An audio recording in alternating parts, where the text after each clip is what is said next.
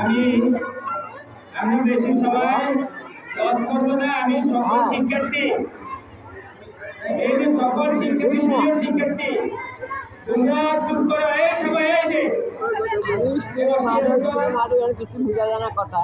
এই তোমরা যারা স্কাউটের আছো তোমরা সবাই চুপ করে যাও।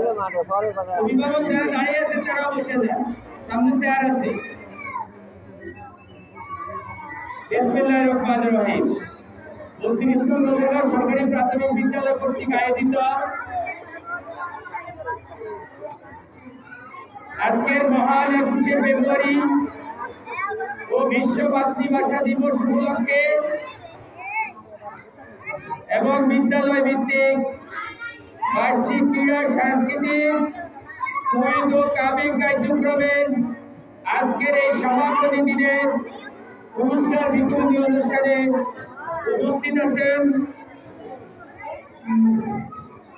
আজকের অনুষ্ঠানের মধ্যমণি 4 নং শাহ মাহমুদপুর ইউনিয়নের 2 জনগণের নির্বাচিত চেয়ারম্যান, 4 নং শাহ মাহমুদপুর ইউনিয়নের বাংলাদেশ জাতীয়তাবাদী দল বিএনপির সংগ্রামী বিপ্লবী সভাপতি, আমাদের একান্ত প্রিয়জন আস্থাভাজন ব্যক্তিত্ব জনাব স্বপন মাহমুদ।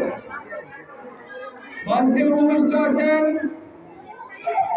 32 নং নদীগড় সরকারি প্রাথমিক বিদ্যালয়ের দীর্ঘদিনের পরীক্ষিত আমাদের শ্রদ্ধাভাজন সাবেক প্রধান শিক্ষক জনাব আলহাজ মোহাম্মদ আব্দুল কাইয়ুম ফারুকী।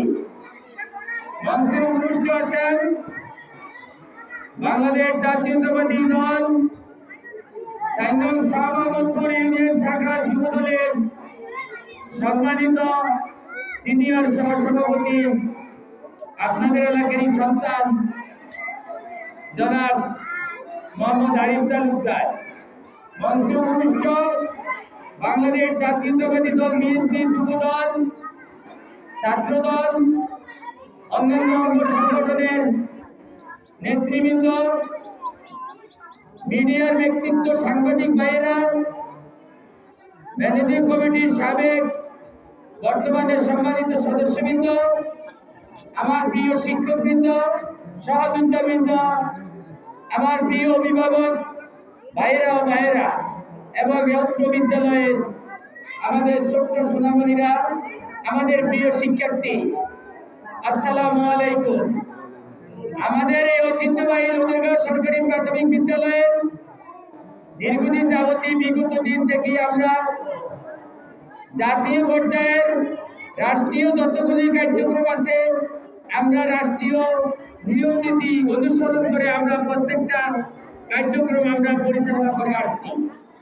অন্যান্য বছরে নেওয়া এবারও আমরা মহান 21শে ফেব্রুয়ারি আন্তর্জাতিক মাতৃভাষা দিবস আমরা সকল শিক্ষকগণ এবং আমাদের এই শিক্ষার্থীদের নিয়ে আমরা সকাল থেকে এই কার্যক্রম প্রথম পর্বে আমরা শেষ করে আসছি।